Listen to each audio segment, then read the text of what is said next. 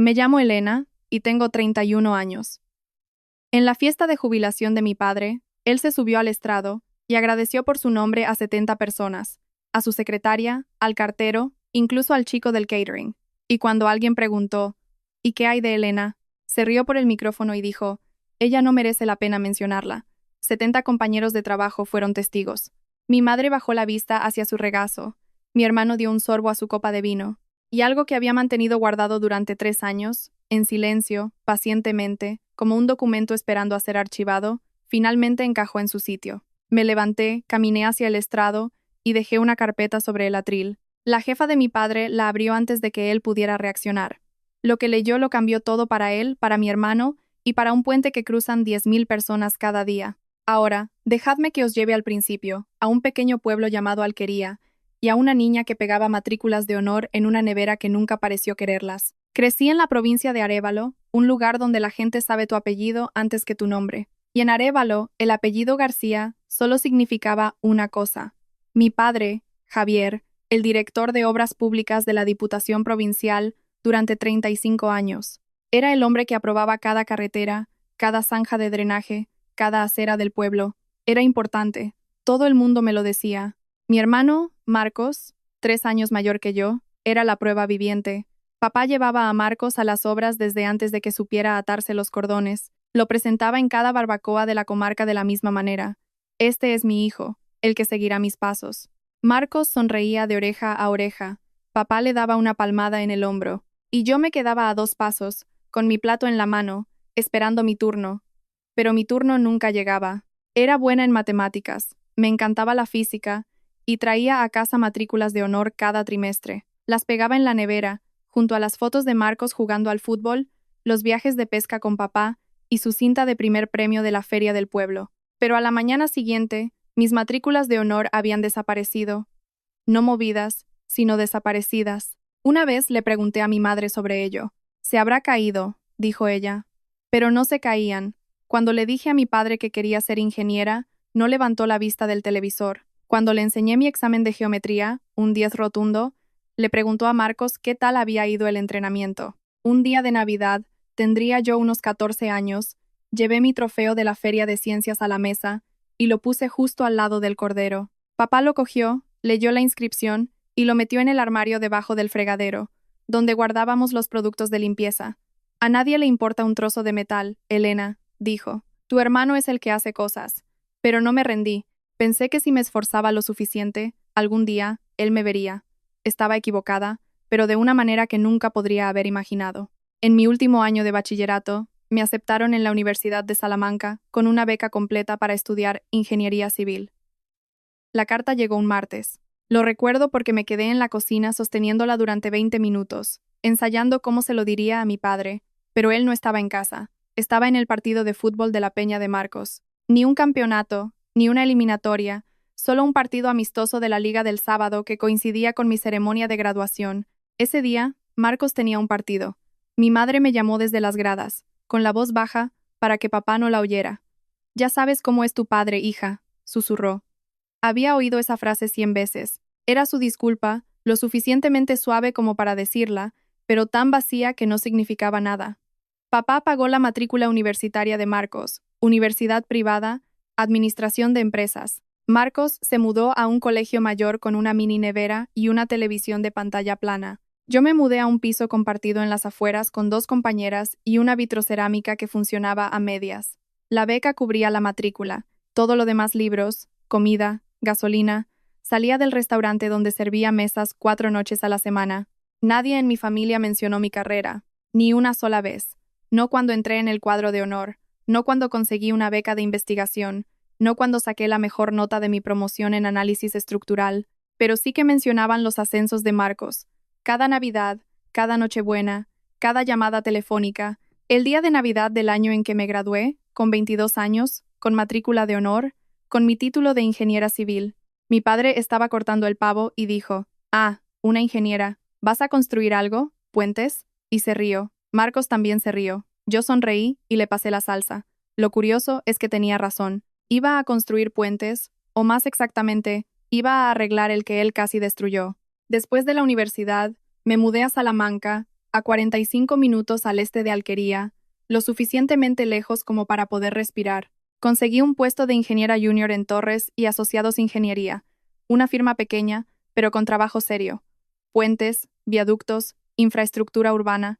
Mi jefa, Isabel Torres, una de las fundadoras, de 55 años, una mujer que leía una hoja de cálculo de cargas como si fuera el menú de un restaurante, vio algo en mí. Me guió, me presionó y me hizo presentar proyectos en reuniones con clientes, cuando yo solo quería esconderme detrás de mis cálculos. Aprobé el examen de colegiación a los 27 años. Convertirme en ingeniera de caminos, canales y puertos es la licencia que dice que se puede confiar en ti para poner tu sello en planos que salvan vidas, puentes, hospitales, escuelas. Tu firma significa que si esto falla, es tu responsabilidad. Fui una de las ingenieras colegiadas más jóvenes en la historia de la empresa. Llamé a casa para dar la noticia. Mi padre contestó: «He aprobado. Ya estoy colegiada», le dije. Silencio. Luego, Marcos acaba de conseguir un ascenso. Marcos había conseguido un trabajo en el departamento de papá, como coordinador de proyectos en la Oficina de Obras Públicas de la Diputación. No se requería título de ingeniero. Papá tenía contactos. Todo el mundo en Arévalo lo sabía. Nadie lo decía. Colgué y me senté en mi coche durante 15 minutos. Y por primera vez, me permití pensar lo que había estado evitando toda mi vida. No era que yo no hubiera hecho lo suficiente. Era que él nunca quiso que yo hiciera nada en absoluto. Esa misma semana, Isabel me dio un consejo que no entendí del todo en ese momento. «Guarda una copia de todo lo que firmes», dijo. Todo. Cada plano, cada correo, cada revisión, no es paranoia, es profesionalidad. Le hice caso, organicé, archivé. No sabía que, 2 años después, esa rutina lo cambiaría todo. 3 años antes de la fiesta de jubilación, la Diputación de Arévalo inició la construcción del puente de San Miguel. Si no eres de la zona, tienes que entender lo que significaba ese puente. La carretera de San Miguel era la arteria que conectaba la parte norte de la provincia, 2 colegios, el hospital comarcal, una residencia de ancianos, con la autovía. El viejo puente tenía 60 años, restricciones de peso, y crujía cada vez que pasaba un autobús escolar. Reemplazarlo no era una opción, era una necesidad. Para mi padre, no era solo infraestructura, era su legado.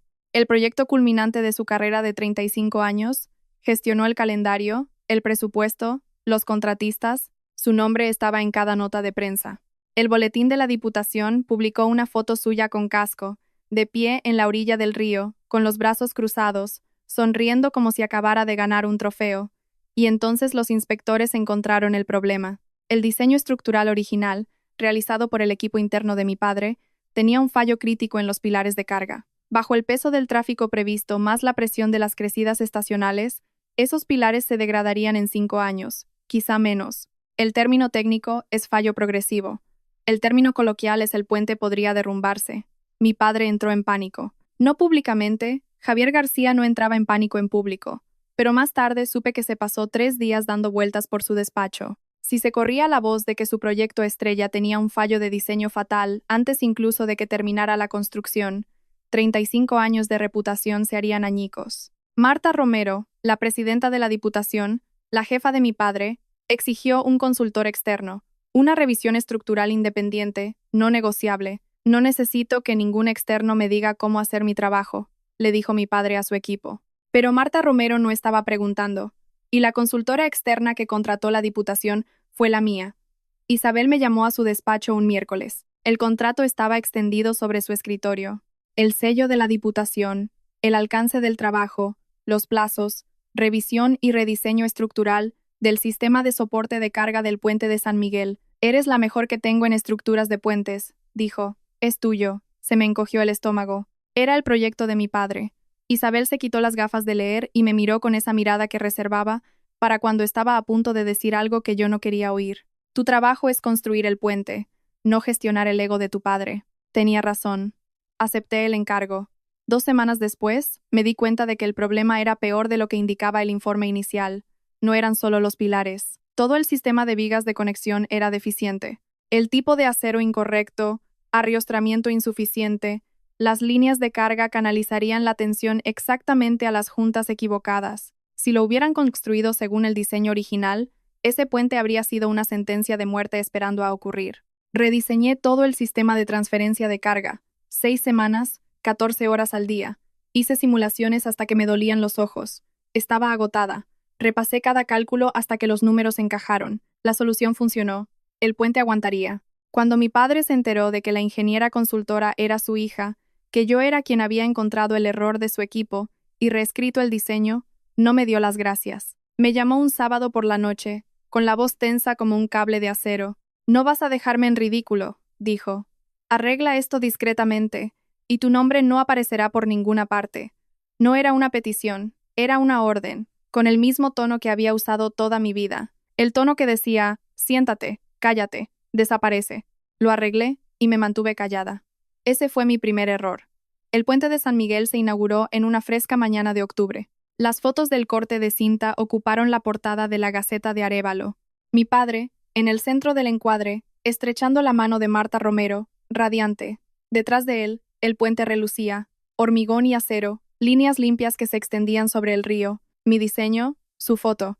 En una semana, mi padre me borró. Literalmente. Envió un correo electrónico a la oficina del proyecto. Eliminad toda referencia a los consultores externos del expediente de San Miguel. El informe oficial atribuyó el rediseño a una colaboración de los ingenieros internos. El nombre de mi empresa desapareció. Mi sello de ingeniera profesional desapareció. Pero lo peor no fue la eliminación. Lo peor fue con qué lo reemplazó. Marcos firmó los planos de ingeniería finales que se presentaron a la comunidad autónoma. Marcos García, ingeniero supervisor. Su firma, su nombre impreso en la línea de la certificación de ingeniero colegiado. Marcos, que tenía un título en empresariales. Marcos, que no sabría distinguir un diagrama de momento flector de una lista de la compra. Marcos, que no tenía número de colegiado porque nunca se había presentado al examen porque no era ingeniero. En cada comunidad autónoma de este país, firmar documentos como ingeniero colegiado sin tener licencia es una violación de la Ley de Ordenación de la Edificación y un delito de intrusismo profesional. No es una zona gris, no es un tecnicismo, es fraude. Fraude en un documento de seguridad pública. Hablé con mi padre en privado. Solo los dos, en su cocina, un domingo por la tarde. Papá, Marcos no está colegiado. Esa firma es ilegal. No se inmutó. Métete en tus asuntos. Nadie te ha preguntado. Y esa fue la elección. Hablar. Destrozar a mi familia. Someter a mi padre y a mi hermano a una pesadilla legal. O callarme. Convertirme en cómplice de un fraude en un puente por el que pasa un autobús escolar cada mañana. Elegí el silencio porque eran mi familia. Porque todavía, una pequeña parte de mí, creía que algún día diría gracias. Pasaron 3 años. Nunca dijo gracias. Dijo algo mucho peor delante de 70 personas. La invitación llegó en un sobrecolor crema, cartulina gruesa, letras doradas. Tiene el honor de invitarle a la celebración de 35 años de servicio distinguido, Javier R. García, director de Obras Públicas, Diputación de Arévalo. La sostuve durante mucho tiempo, 3 años de silencio, 3 años viendo a mi padre llevarse el mérito de mi trabajo, 3 años de fiestas familiares en las que nadie mencionaba el puente que abarcaba mi carrera o mi existencia en cualquier capacidad profesional. Y ahora esto. Mi madre llamó la semana anterior. «A tu padre le encantaría que estuvieras allí», dijo Ana. ¿De verdad? No estaba segura. Pero algo en mí, la misma parte que pegaba esas matrículas de honor en la nevera a los 14 años, quería creerlo. Quizás la jubilación lo ablandaría. Quizás sin el trabajo, sin el título, sin la presión de la fachada, solo sería un padre. Mi padre. Conduje 4 horas. Me compré una chaqueta nueva, de color gris marengo, de corte profesional, del tipo que te pones cuando quieres que te tomen en serio. Escribí una tarjeta a mano. «Felicidades, papá. 35 años es algo de lo que estar orgulloso. Con cariño, Elena». Y lo decía en serio. En el asiento del copiloto, dentro de mi maletín de trabajo, había una carpeta. No la llevé como un arma.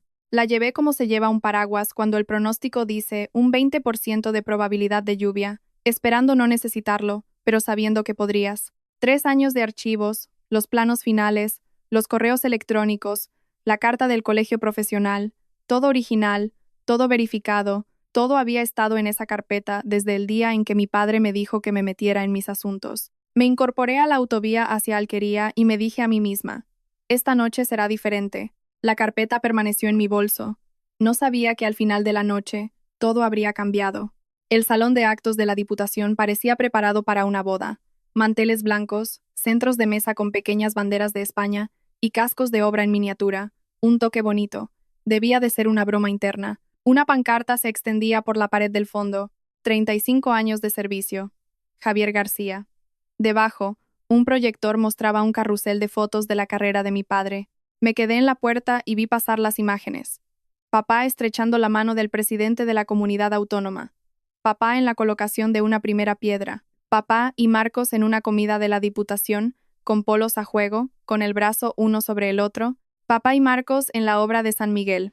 Papá y Marcos en Navidad. 40 fotos. Las conté. Ni una sola de mí. Bueno, había una foto familiar. Recordaba el día en que se tomó, el 16 grado cumpleaños de Marcos. Yo estaba a la izquierda de papá, pero la foto en la pantalla había sido recortada. Me habían borrado. Encontré mi sitio en una mesa al fondo, cerca de las puertas, la mesa más cercana a la salida. No pensé en el simbolismo de eso hasta más tarde. Mi madre me vio desde el otro lado de la sala. Me saludó con la mano, un pequeño movimiento de los dedos, pero no se levantó. Marcos estaba en la mesa principal con papá, estrechando la mano de los diputados provinciales, con el traje un poco apretado en los hombros. Parecía un hombre interpretando un papel para el que había ensayado toda su vida. Mi padre me vio. Nuestras miradas se cruzaron por encima de 20 metros de manteles blancos y luz de velas. Me hizo un gesto con la cabeza, el tipo de gesto que le haces a un conocido lejano en el supermercado. Rápido, educado y olvidado al instante. Una mujer en mi mesa se inclinó hacia mí.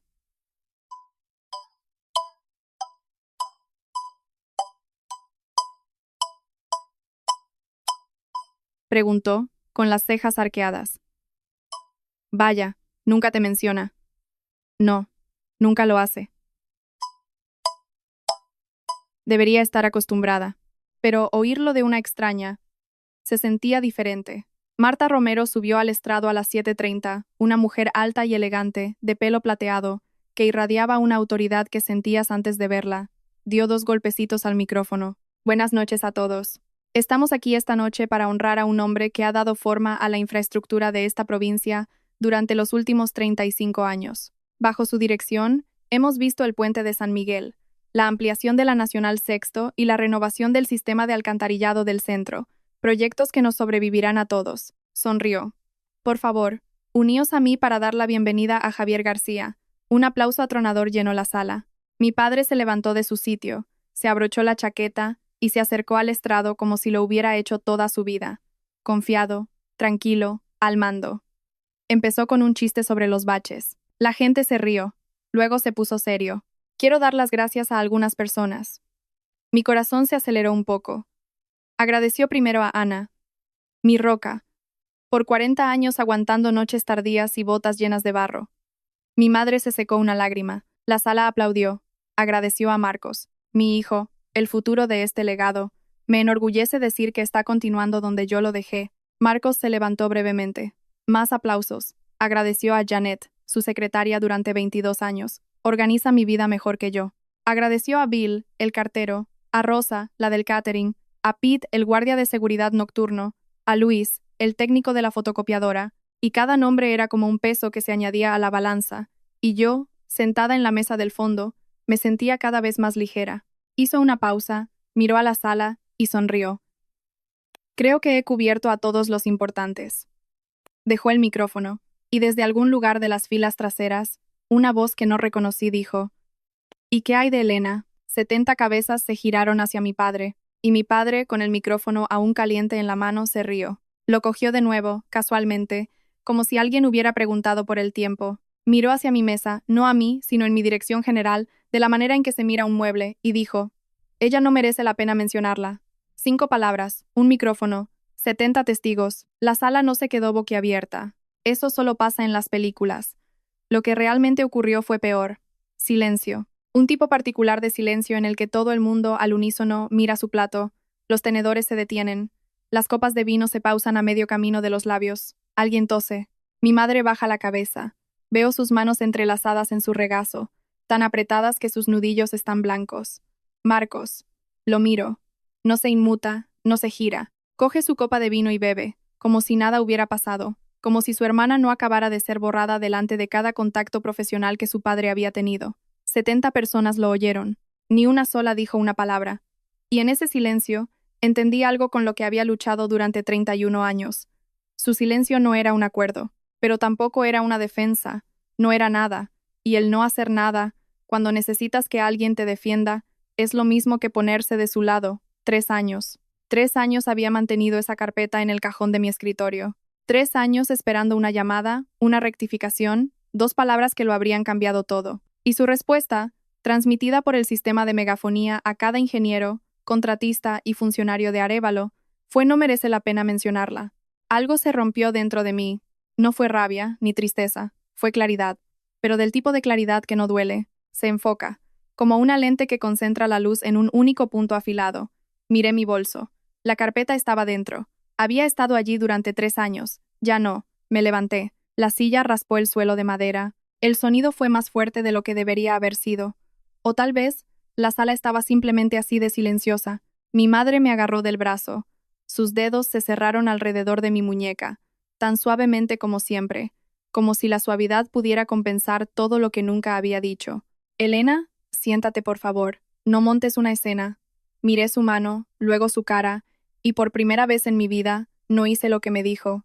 No estoy montando una escena, mamá. Simplemente ya no me voy a sentar. Me solté de su agar, no con fuerza, sino deliberadamente, como se deja algo que se ha estado cargando durante demasiado tiempo. Metí la mano en mi bolso y saqué la carpeta. Una carpeta de cartón normal, del tipo que compras en paquetes de 10 en la papelería. Apenas pesaba en mi mano, pero contenía 3 años de silencio. Cada plano, cada correo electrónico, cada prueba de mi existencia en la historia que mi padre había pasado su carrera reescribiendo. Caminé entre las mesas, entre los manteles blancos y la luz de las velas, y 70 pares de ojos me siguieron como si estuviera cruzando la sala de un tribunal. El sonido de mis tacones era un ritmo constante en el suelo de madera, un paso tras otro. Oía la voz de Isabel en mi cabeza, de una conversación de hacía meses cuando estuve a punto de romperlo todo. La verdad no necesita gritar, Elena. Solo necesita que la pongan en el lugar correcto. Mi padre estaba en el estrado, con el micrófono todavía en la mano. Y a medida que me acercaba, a 5 mesas de distancia, luego a 3, luego a 1, vi algo en su cara que nunca había visto antes. Parecía asustado. Subí los escalones del estrado, me puse a su lado y le hablé en voz baja, tan baja que tuvo que inclinarse para oírme. Papá, hay algo que se te olvidó mencionar. Mi voz se proyectó, no porque hablara alto, sino porque la sala estaba tan silenciosa que un susurro habría tenido eco. La mandíbula de mi padre se tensó. Elena, siéntate. Su voz era un gruñido, una orden, no una petición. No me senté. Coloqué suavemente la carpeta en el atril, como quien deposita una carta, y luego me volví hacia la mesa principal. Señora Romero, dije, esto se refiere al proyecto del puente de San Miguel. Como presidenta de la Diputación, creo que debería ver esto. Marta Romero había estado observando todo el intercambio con una expresión tranquila y evaluadora, la cara de póker de alguien que llevaba 30 años en la administración pública. Pero cuando mencioné San Miguel, su mirada se agudizó. Se levantó, se acercó al estrado y cogió la carpeta. La mano de mi padre se lanzó. Agarró el borde de la carpeta. Esto es un asunto personal, Marta. Marta no se inmutó. Lo miró a los ojos como si estuviera sujetando una puerta. Firme, decidida. Si se refiere a un proyecto de la Diputación, no es personal, Javier. Tiró de la carpeta y la abrió. La primera página, mi plano estructural, con mi sello profesional y mi firma en la esquina inferior derecha, brillando bajo las luces del techo. Pasó a la segunda página, los correos electrónicos. Vi sus ojos moverse de un lado a otro, los labios apretados. La tercera página, la firma de Marcos en la presentación a la comunidad autónoma. Ingeniero supervisor. Levantó la vista, y nunca olvidaré ese momento. No me miró a mí, no miró a mi padre, miró a Marcos, y por un segundo, pensé, ¿es esto lo correcto? 3 años había guardado esto. 3 años había elegido la familia por encima de la verdad. Si estuvieras en mi lugar, con la prueba en la mano, viendo a tu padre reírse de tu existencia delante de 70 personas, ¿abrirías la carpeta o te marcharías? Dímelo en los comentarios. Realmente quiero saberlo. Marta pasó otra página y otra. Luego levantó la vista hacia mi padre, y todo rastro de celebración se desvaneció de la sala como el agua de un vaso roto. Mi padre le arrebató la carpeta de las manos a Marta. Los papeles se esparcieron. 2 hojas se deslizaron del atril y cayeron al suelo como hojas de otoño. Esto es un asunto de familia. Su voz se quebró en la palabra familia. Nunca le había oído hacer eso. La voz de Marta bajó 10 grados. Javier, Esos son documentos de ingeniería de la Diputación con firmas que necesito verificar. Devuélvemelos. No lo hizo. En su lugar, se giró hacia la sala, hacia las 70 caras, algunas atónitas, otras confundidas, la mayoría muy silenciosas, e hizo lo que Javier García siempre hacía mejor. Actuó. Sus hombros se encorvaron, su barbilla bajó ligeramente. Cuando habló, su voz tenía el temblor cuidadosamente calibrado de un hombre herido. Señoras y señores, lamento mucho esto. Sacudió la cabeza lentamente. Mi hija. Siempre ha tenido problemas. Ha estado distanciada de la familia durante años. Lo hemos intentado todo. Me miró con una tristeza tan bien practicada que parecía casi real. Lleva años con problemas. Lo hemos intentado todo. Y funcionó. Durante unos 5 segundos, lo vi extenderse por la sala. Algunos asentimientos comprensivos. Una mujer cerca del frente apretó su servilleta. Alguien susurró. Qué triste. Mi padre era bueno en esto. Podía cambiar la narrativa de una sala en 30 segundos. Le había visto hacerlo toda mi infancia, remodelando cada historia, cada situación, hasta que él era el héroe y yo era el problema. Pero esta vez, Marta Romero sostenía 3 páginas de documentos de la Diputación, y los documentos no responden al tono de voz.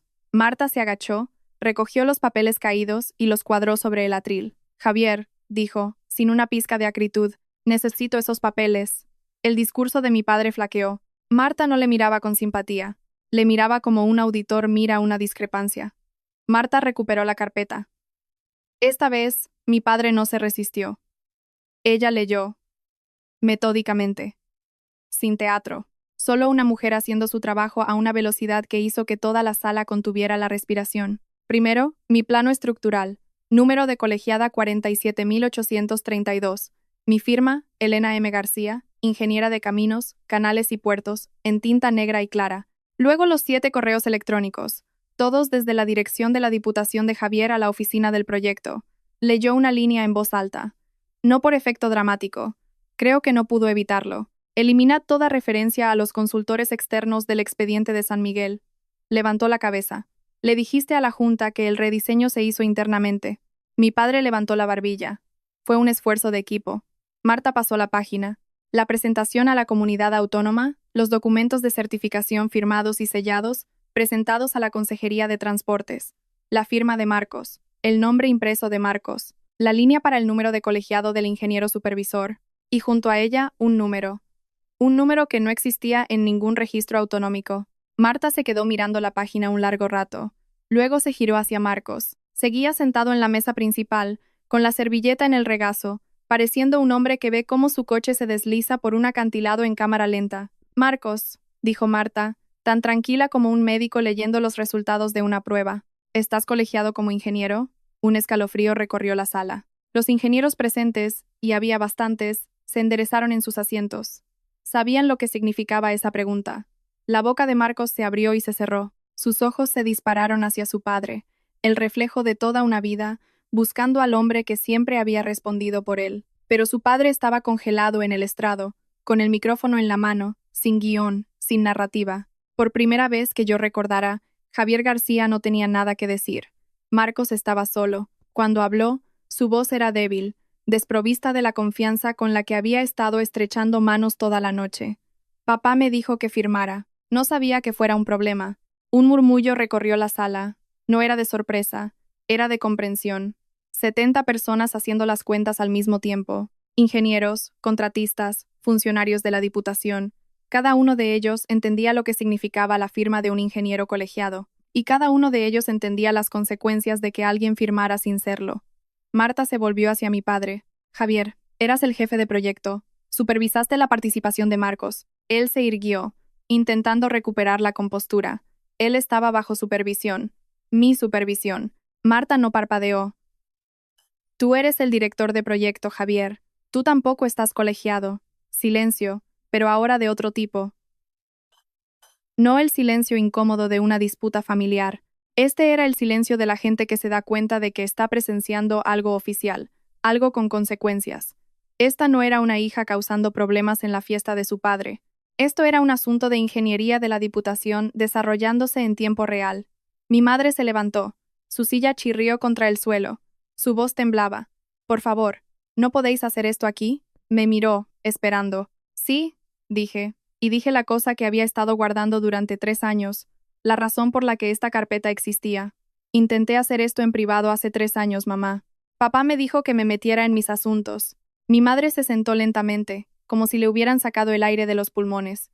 Mi padre se agarró al atril con ambas manos. Sus nudillos estaban blancos, su cara, roja, y cuando habló, el micrófono captó cada sílaba. Esta es mi fiesta de jubilación, no un tribunal.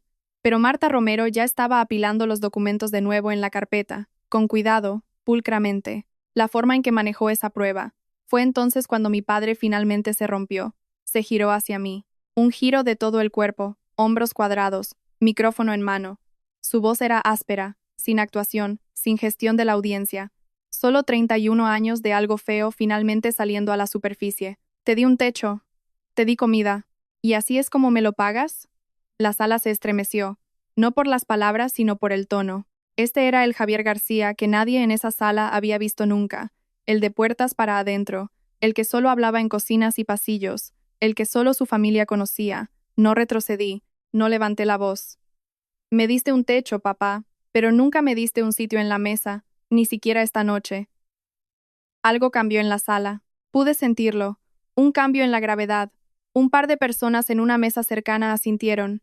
Pequeños movimientos, casi inconscientes, pero Janet, la secretaria de mi padre durante 22 años, a 3 mesas de distancia, sacó un pañuelo de su bolso y se lo apretó contra los ojos. Mi padre miró alrededor de la sala, buscando, escaneando, buscando un aliado, una cara comprensiva, alguien que comprara su historia. Nadie le devolvió la mirada.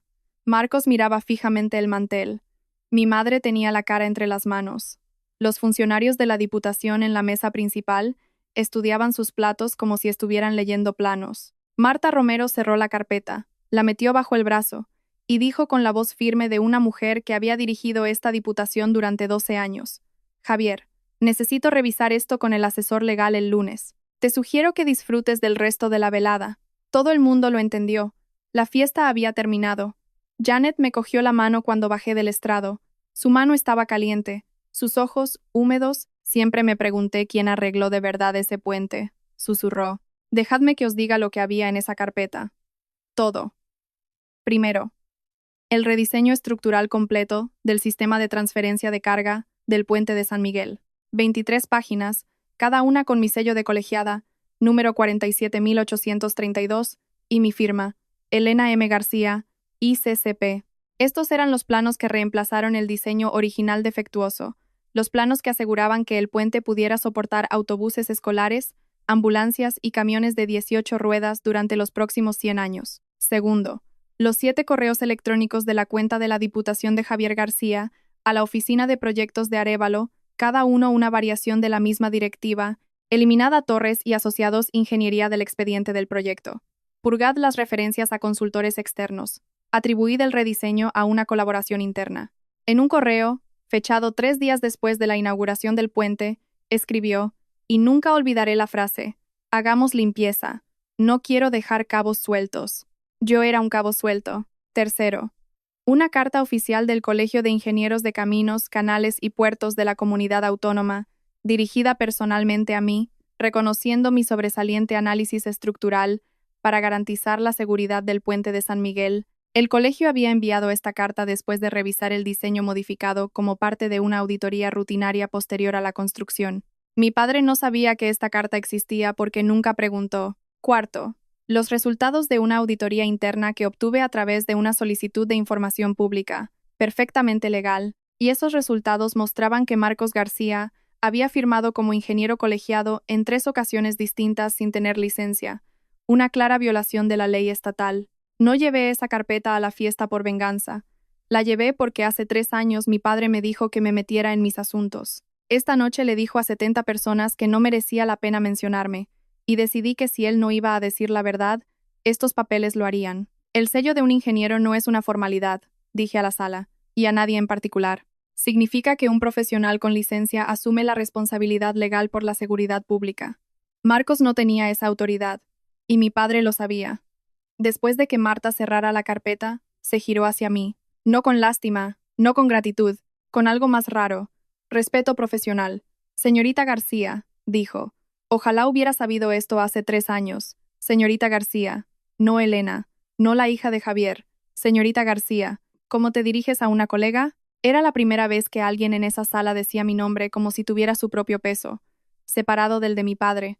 El cambio comenzó lentamente. Tomás Reyes, el ingeniero senior del departamento de mi padre, un hombre de 30 años de servicio, del tipo que solo habla cuando algo merece la pena ser dicho. Empujó su silla hacia atrás y se acercó. Me tendió la mano. El rediseño del sistema de transferencia de carga, dijo. ¿Fue trabajo tuyo? Le estreché la mano. Sí. La sujetó un segundo más de lo necesario. Bueno, pues fue un trabajo excelente. Detrás de él, 2 ingenieros más. Una de ellas, una mujer que no conocía, de unos 40 años, con una identificación de la Diputación en la solapa, dijo en voz baja. Estuve revisando esos planos el año pasado para una evaluación de mantenimiento. Esa integración de los muros de contención. Me preguntaba quién lo había hecho. Mi padre estaba en el estrado, con el micrófono todavía en la mano, pero la sala había girado, como un planeta cambiando de eje, y él ya no estaba en el centro. Nadie le miraba. Marcos estaba sentado, congelado, con la cara pálida, su copa de vino sin tocar, una mancha de condensación extendiéndose por el mantel. Mi madre me tiró de la manga por detrás. Cuando se había acercado, su voz era un susurro. Por favor, vámonos a casa. Me giré para mirarla. Mi madre, la mujer que había pasado 40 años traduciendo la crueldad de mi padre en algo más suave, algo soportable. Ya sabes cómo es tu padre. Le dije, me voy a casa, mamá, a mi casa, y lo dije con todo el significado que una frase puede contener. Cogí mi bolso de la mesa del fondo y la chaqueta que me había comprado para esta noche. Gris marengo, profesional, cuidadosamente elegida, ahora se sentía como una armadura. Caminé hacia la puerta, a un ritmo constante, ni rápido ni lento, como se abandona un lugar al que nunca se va a volver. Mi padre me alcanzó en la puerta. Debió de bajar del estrado corriendo, porque estaba ligeramente sin aliento. Su mano se cerró en mi codo, no con fuerza, pero lo suficientemente firme como para detenerme. Si sales por esa puerta, dejas de ser mi hija. El vestíbulo estaba vacío, pero las puertas principales estaban abiertas, y media sala podía oírnos. Él sabía que podían. Él quería que pudieran. Un último intento de convertirme en la villana. Me giré para enfrentarme a él. Mi padre, 63 años, 35 años de servicio público, una carrera construida sobre la cuidadosa gestión de lo que la gente pensaba de él. Miré su mano en mi brazo, luego sus ojos. Papá, le dije. Nunca he sido tu hija en toda mi vida. Esta noche es solo la primera vez que lo has dicho en voz alta. Su mano cayó. Y no sé qué esperaba. Una réplica, una negación, un estallido. Pero lo que obtuve fue nada. Javier García, el hombre que siempre tenía un discurso, una desviación, una reformulación, se quedó en la puerta del salón de actos de la Diputación de Arévalo sin nada que decir. Salí. No di un portazo. No miré atrás. El aire nocturno era fresco, grillos de octubre. El aparcamiento estaba casi lleno. Las luces fluorescentes zumbaban sobre mi cabeza. Mi teléfono vibró antes de llegar a mi coche. Un mensaje de un número desconocido. Marta Romero. ¿Podemos vernos el lunes? Hay varias cosas que necesito discutir contigo profesionalmente. Me metí en mi coche, giré la llave y me fui. La autovía estaba vacía. 4 horas de asfalto oscuro, líneas blancas y los ocasionales faros en la otra dirección. No puse la radio, no llamé a nadie, solo conduje.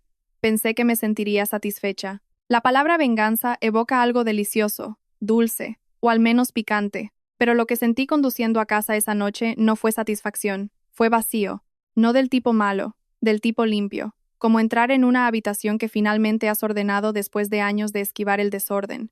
Unas 2 horas después, llamé a Isabel, contestó al primer tono, lo que significaba que había estado esperando. ¿Cómo estás?, preguntó. Pensé por un momento, sinceramente, como si por fin hubiera entregado un informe final muy retrasado. Ella se rió suavemente, una risa de comprensión, el sonido de una mujer que ha visto lo suficiente en sus 55 años como para saber que a veces las victorias no se sienten como victorias, se sienten como el final de algo que no te habías dado cuenta de que te estaba agotando. Elena, no rompiste un puente, dijo. Solo demostraste quién lo construyó de verdad. Sonreí. Por primera vez en horas. Los kilómetros pasaron. Pensé en la cara de mi padre cuando Marta abrió la carpeta. En el silencio de Marcos. En la mano de mi madre en mi muñeca. Siéntate, cariño, Y en los 20 años de siéntate cariño que vinieron antes. Pensé en sus palabras, no merece la pena mencionarla, y me di cuenta de que tal vez tenía razón, no de la manera que él pretendía, pero de otra manera. Yo no necesitaba ser mencionada. Mi trabajo hablaba por sí mismo. Siempre lo había hecho, simplemente había estado esperando a que la persona equivocada lo escuchara. Llegué a casa a la 1 de la madrugada. Dejé mi bolso en la mesa. Pesaba menos ahora. La carpeta se había ido. Lunes por la mañana, 9 en punto, en el despacho de Marta Romero en la tercera planta del edificio de la Diputación Provincial de Arévalo. Tenía la carpeta abierta sobre su escritorio. A su lado, un bloc de notas legal con 2 páginas llenas de su escritura afilada.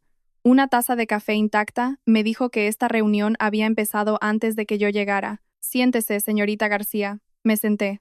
Marta no perdió el tiempo. La carta del colegio profesional. Es auténtica. Llamé yo misma. Su número de colegiada está en el registro. Tomó una nota. Luego levantó la vista. No como jefa, no como investigadora, sino como persona. ¿Por qué no lo denunció antes? La respuesta honesta era la única que tenía. Era mi padre. Pensé que acabaría haciendo lo correcto. Marta asintió lentamente. Un asentimiento que decía, entiendo más de lo que crees. He remitido el expediente a la asesoría jurídica de la Diputación, dijo. Revisarán el asunto de la firma de ingeniería y las directivas por correo electrónico. También he solicitado una auditoría completa de todos los archivos de ingeniería de los últimos 10 años bajo el departamento de Javier. 10 años. Cada proyecto en el que mi padre había trabajado. Marcos, continuó, ha sido suspendido de empleo y sueldo mientras dure la investigación. Se le ha notificado esta mañana. Sentí una opresión en el pecho. No era culpa. No exactamente. Era el peso de saber que algo que habías puesto en marcha ahora tenía vida propia. Habías iniciado la avalancha. No podías controlarla. Esa tarde, Marta llamó al colegio profesional. Confirmaron mi estatus como colegiada, validaron la carta de reconocimiento y abrieron una investigación preliminar sobre la firma sin licencia de Marcos. Una investigación formal seguiría. Las ruedas estaban en movimiento. No necesitaban que yo las empujara más. 3 cosas sucedieron en las 2 semanas posteriores a la fiesta. Primero, la Diputación canceló la ceremonia oficial de homenaje a Javier, prevista para el mes siguiente, junto con la placa, la resolución enmarcada y la foto con la Junta de Gobierno. La oficina de Marta emitió una breve declaración. La ceremonia ha sido pospuesta a la espera de una revisión interna. En un pueblo como Alquería, esa frase era una bomba de relojería. Segundo, la placa de bronce en el puente de San Miguel, la que decía dedicado a Javier R. García, director de Obras Públicas, fue retirada para actualización. Todo el pueblo pasaba en coche por ese espacio vacío en la barandilla y sabía exactamente lo que significaba. Y tercero, la Junta de Gobierno de la Diputación programó una audiencia pública sobre procedimientos de documentación de ingeniería. Primer punto del orden del día. Cumplimiento de la certificación de ingeniero colegiado en proyectos de infraestructura provincial. Mi padre estaba jubilado. No podían despedirlo. Pero lo que él valoraba más que cualquier sueldo, su legado, su nombre, la historia de Javier García, que toda la provincia había aceptado como un hecho durante 35 años, estaba siendo reescrita delante de sus ojos. Me llamó un miércoles por la noche. Casi no contesté. Has destruido a esta familia. Su voz era plana, sin actuación, sin público. Solo él. No, papá. Tú construiste una familia donde solo importaba uno de tus hijos. Yo solo dejé de fingir que estaba bien con eso. Colgó. Mi madre llamó 1 hora después. Tu padre no duerme. Está destrozado. Cerré los ojos. Yo no dormí durante 3 años, mamá. ¿Alguien llamó para ver cómo estaba yo? Silencio. Un largo silencio.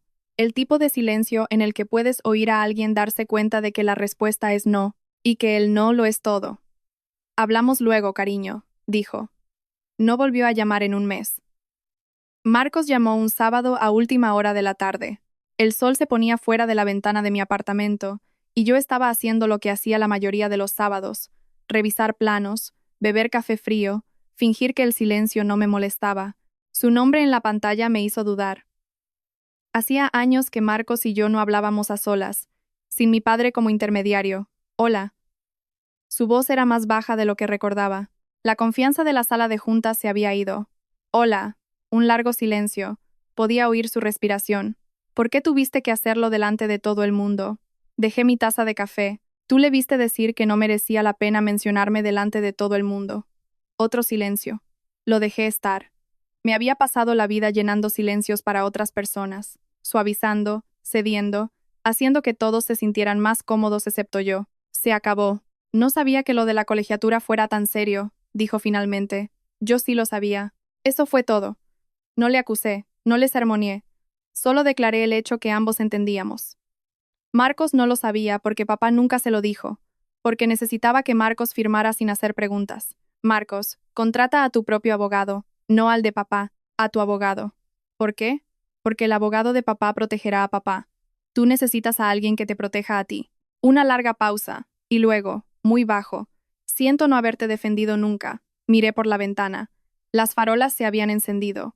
Yo también lo siento. Después de colgar, me senté allí durante mucho tiempo y pensé, si mi padre nos hubiera tratado como iguales, si a Marcos nunca le hubieran dado un papel para el que no estaba cualificado, si a mí nunca me hubieran borrado del expediente, ¿habría pasado algo de esto? Creo que no. Mi padre no solo me había hecho daño a mí, también le había hecho daño a Marcos, solo que de otra manera. ¿Crees que Marcos merecía las consecuencias, o era solo otra víctima del control de Javier? Me encantaría saber tu opinión en los comentarios. Alquería es un pueblo pequeño. Al final de la semana, todo el mundo lo sabía, no toda la historia. En los pueblos pequeños, no se cuentan historias completas. Se cuentan fragmentos, versiones susurradas, frases que se oyen en la ferretería, pero los fragmentos fueron suficientes. El periódico local publicó el primer artículo. Portada, bajo el pliegue. La Diputación revisa los archivos de ingeniería tras las revelaciones en una fiesta de jubilación. No se mencionaban nombres en el titular, pero el artículo se refería a un ex jefe de departamento e irregularidades en la documentación de certificación profesional. En Arévalo, eso era el equivalente a una valla publicitaria. En un mes, las réplicas se habían extendido a todos los rincones de la vida de mi padre. El Club Rotario, del que había sido miembro durante 20 años, donde siempre se sentaba en la mesa principal en la cena mensual, envió una carta, cortésmente redactada. Quizás sería mejor si diera un paso atrás en la participación activa hasta que el asunto se resolviera. Los vecinos dejaron de saludar. No todos, pero sí los suficientes. Los que le importaban a mi padre. Los que contaban cada saludo como si fuera moneda. Entonces Marcos recibió la notificación oficial del Colegio de Ingenieros. Una investigación formal por ejercicio no autorizado de la profesión. Si la Junta lo encontraba culpable, las penas podían incluir multas y un registro permanente. Y aunque Marcos nunca había sido realmente un ingeniero, su firma en documentos oficiales tenía el peso del hormigón. Mi madre llamó una vez más. Su voz tenía un tono diferente. No de ira hacia mí, sino de algo parecido a la resignación. ¿Estás contenta? Pensé por un momento. Sinceramente, no, mamá, no estoy contenta. Pero estoy siendo honesta. Y por primera vez, todos los demás también lo están siendo. Se quedó en silencio un largo rato. Luego dijo algo que nunca había dicho antes. Debería haber hablado hace años. No era suficiente, pero era un comienzo.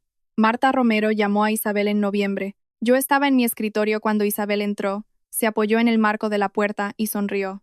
Esa sonrisa particular que reservaba para buenas noticias que había estado guardando durante al menos una hora. La Diputación acaba de firmar un contrato de 3 años con nosotros, dijo. Consultoría de infraestructuras, puentes, drenaje, estándares viales, todo el paquete. Levanté la vista de mi pantalla. Eso es fantástico. ¿Adivina a quién han solicitado como ingeniera principal? No tuve que adivinar. El contrato se hizo oficial. Mi nombre real, con mis credenciales reales, estaría en cada futuro proyecto de infraestructura de la provincia de Arévalo, no oculto, no borrado, no atribuido a otra persona. Mío. Y una semana después, pasé en coche por el puente de San Miguel y vi que la placa había sido reemplazada. La nueva decía: Puente de San Miguel, Diputación de Arévalo, Constructora Redes, Torres y Asociados Ingeniería. No se mencionaban nombres individuales, pero en mi campo, el crédito de la empresa lo es todo. Cualquiera que buscara, encontraría el expediente del proyecto. Y en el expediente del proyecto, me encontrarían a mí. Tomás Reyes, el ingeniero senior del antiguo departamento de mi padre, me envió un correo electrónico esa noche. Sin asunto. Solo un párrafo. Elena, revisé tu rediseño de San Miguel en detalle durante la auditoría la semana pasada. La integración de los muros de contención, la redistribución de las líneas de carga, la secuencia de refuerzo de los pilares, es uno de los mejores trabajos estructurales que he visto en 30 años. La provincia tiene suerte de tenerte con un contrato a largo plazo, Tomás. Lo leí 3 veces. Luego lo imprimí y lo puse en el cajón de mi escritorio.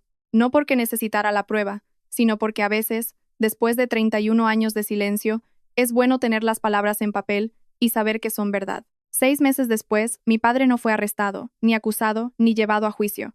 Lo que pasó fue más silencioso y, en cierto modo, peor. El asesor jurídico de la Diputación concluyó que las acciones de Javier, al ordenar la eliminación de los registros de consultoría y facilitar firmas de ingeniería sin licencia, constituían una mala praxis administrativa, no un delito penal. Estaba jubilado. No había ninguna acción disciplinaria que tomar. La Diputación emitió una reprimenda oficial para su expediente y remitió el caso de Marcos al Colegio Profesional para su juicio independiente. Pero el verdadero castigo, el que importaba en un lugar como Arévalo, fue la redefinición. La historia de 35 años de Javier García ya no era la historia que él había escrito. El puente que se suponía que era su mayor logro ahora llevaba el nombre de otra empresa en su placa. Las actas de la audiencia pública se hicieron públicas. El periódico las archivó en la hemeroteca de la Biblioteca Provincial de Arévalo, justo al lado de 35 años de halagadoras notas de prensa. Marcos me dijo, en uno de nuestros esporádicos mensajes de texto, que papá se quedaba en casa la mayoría de los días. Ya no iba al café del pueblo, ya no paseaba al perro por delante del edificio de la Diputación, veía la televisión, leía el periódico, no me mencionaba. Mi madre envió una carta, escrita a mano en un papel que recordaba de mi infancia, azul pálido, con sus iniciales en relieve en la parte superior. Sé que me equivoqué al permanecer en silencio. No te pido que me perdones. Solo quiero que sepas que siempre te vi. Siempre. Solo que tenía demasiado miedo para decirlo. La leí en la mesa de mi cocina y lloré. No porque arreglara nada. No lo hacía. Sino porque después de 31 años, mi madre finalmente había dicho lo que yo había necesitado oír. No era un final, pero se sentía como una puerta, entreabierta, dejando entrar una fina rendija de luz. Conduje hasta el puente de San Miguel un martes por la mañana, sin ninguna razón en particular, solo para verlo. Era temprano, sobre las 7:15. El cielo todavía tenía un rubor rosado en los bordes. Un autobús escolar cruzó, en dirección norte. Luego un camión de reparto. Luego una mujer en un monovolumen con 2 sillas de niño en la parte de atrás. El puente se mantuvo firme. No crujió, no se combó. Los llevó al otro lado, que es lo que se supone que debe hacer un puente.